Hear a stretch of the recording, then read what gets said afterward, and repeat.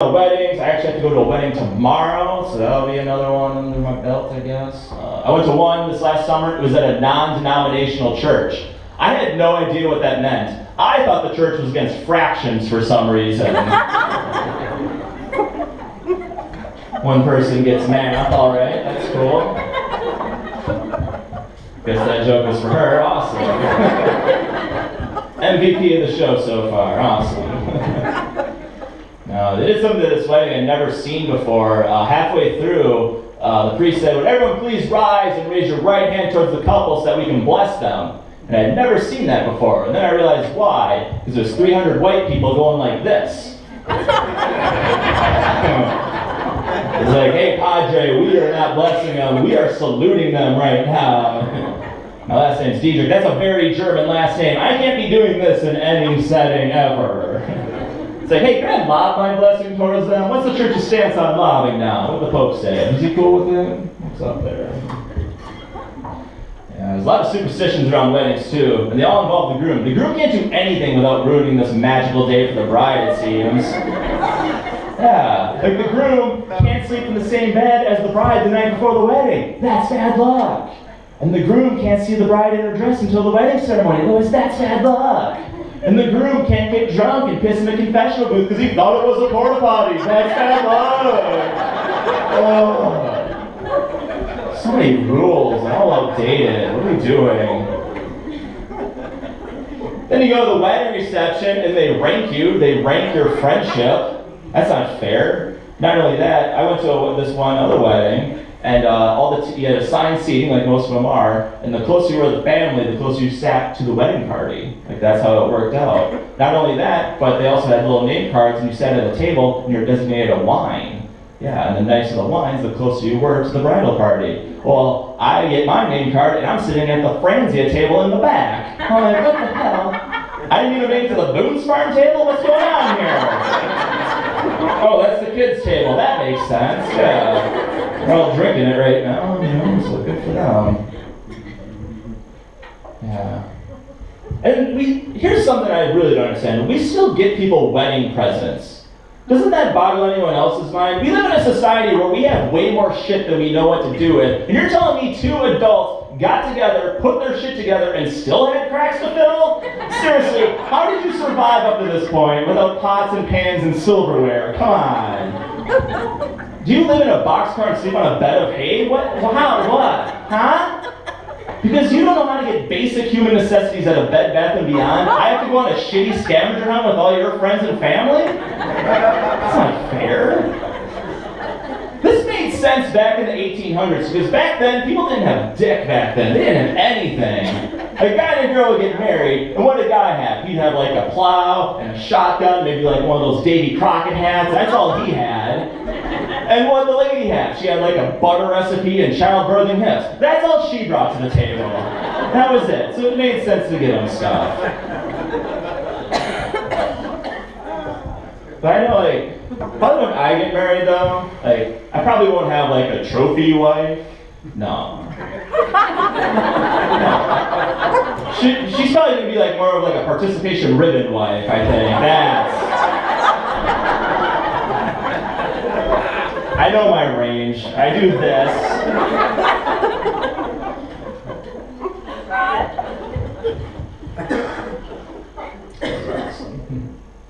Yeah, all my friends are having kids now too. Hey, what's this? See, a lot of my friends are having kids. I'm not really ready to have a kid. I'm not even too thrilled about being fake related to kids. Like, what's this malarkey that when your best friend has a kid, you automatically become an aunt or an uncle for some stupid reason? I don't remember reading that in the Magna Carta. I don't understand. Like, I showed up at my buddy's house. He just had a kid recently, and he comes in and he's like, "Hey, Uncle Tucker's here! Uncle Tucker!" He dances like this now, too, because he's married and he's fucking a pussy. So,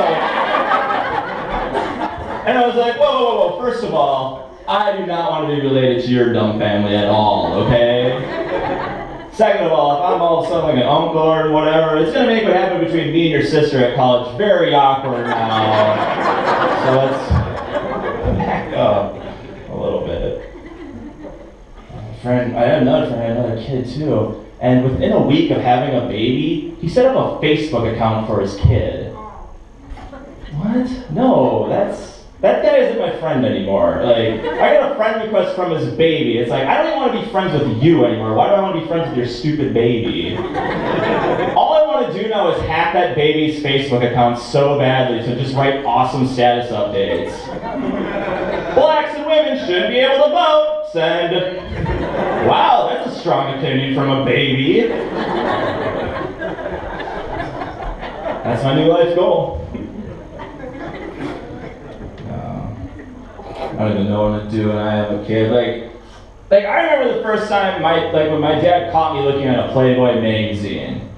Yeah, I didn't know what to do. I was like really panicked, I was scared, and I was like, I was reading the articles. And my dad's like, bullshit, you're 6, you don't know how to read. I'm like, fuck, you're right, damn it. And he sent me in my room because I swore. You can't do that when you're a kid. He was cool about the Playboy thing. He gave me a high five. He's like, all right, you're playing for the right team. I was like, all right, I'm never going to be picked last ever. Cool. If I caught my kid looking at a Playboy magazine, I'm not going to get mad. No, because that means my kid hasn't discovered the internet yet. If he has been on the internet, it's the worst. Playboy magazine. A Playboy magazine, when you break it down, it's like 95% words, 4% non-naked people, and 1% naked women. That's a Playboy magazine right there. The internet's like 95% porn, 4% credit card payment verification pages to purchase porn, and the rest of it's like Facebook and Candy Crush Saga and cat videos. Like, that's the internet right there. Worst thing that happens if my kid's looking at a Playboy magazine, he might actually read something. Oh no, that'd be the worst thing ever. Kids on the internet, he might find out that he likes his women with a little extra penis going next to their vagina. Because that's on the internet, you guys. That's what's out there. That's sad. It really is. That was an awkward drink sip. Pause. Start again. It's really easy to trick kids nowadays, I think. I think it's way easier to trick them. Well, I think it's just been easy to trick kids in general. Because, I mean, who here remembers anything that happened to them when they were 0 to 6 years old? Exactly. That's why I don't think anything happened to us those years. Our parents just made up stories to trick us and to keep us from doing stupid shit when we got older. Like you're being rowdy in the house, and it's like, hey! Remember when you were a kid and you fell off that slide and you broke your arm? No? What fucking happened? So get the fuck off the couch! Well, she seems convinced. I guess it happened. And like, now it's way easier. Like if my kid bugs me about like wanting to go on a trip or something, it's like, Dad, I want to go to Disneyland. Can we go to Disneyland, Dad? And I'd be like, I can just Photoshop a picture of him there. And it's like, well, it looks like you're already there. Huh? Look at that. There's Mickey, Magic Kingdom, boom, we did it. We're going on my vacation now. Who wants to go to the Football Hall of Fame? Yeah. Have some fun times.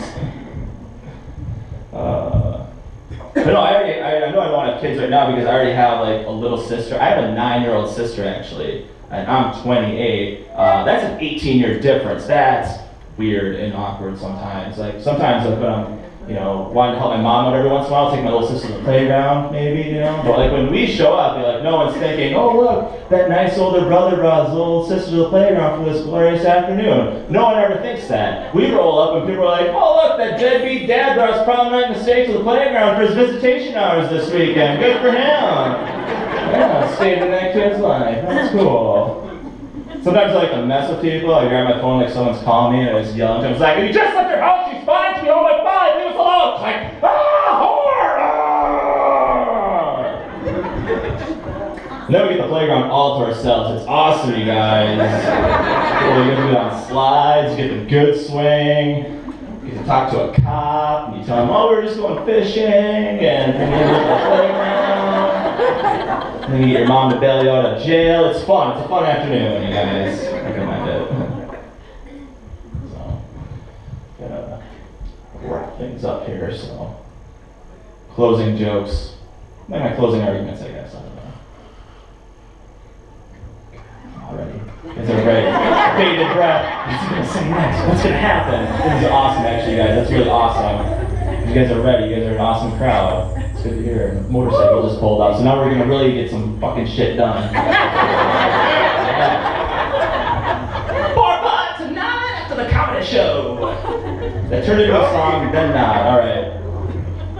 I've dated a lot of these weird girls lately too. Like I dated this one girl who had a lot of tattoos, and she wanted me to get a tattoo, and I was like, I don't think that. So I kind of explained my physique here. I just feel like if I get a tattoo, people would talk about the location way more than the artwork. You know, I'd show people my tattoo and they'd be like, wow, Tucker, you got a tattoo in between all that back acne. That is gross. Put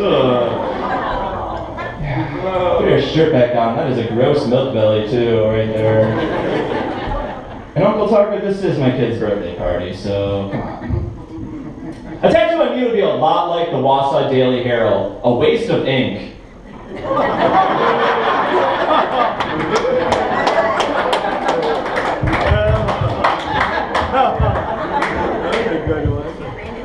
A lot of weird piercings too. I like just the earrings pierced. That's so classy. I like that, you know. Some girls get weird piercings. They get their nose pierced, their tongue pierced. I saw a girl who had her cheek pierced. Yeah, it looked like she got shot in the face with a BB gun. I was like, how?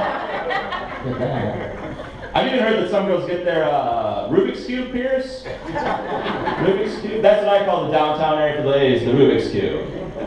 Yeah, because it's a complicated box, you'd be a genius to figure it out.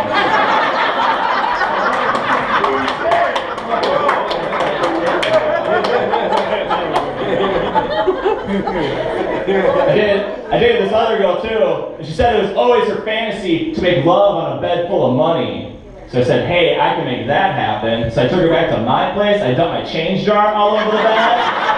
Oh man, I made a dream come true that night, that is for sure.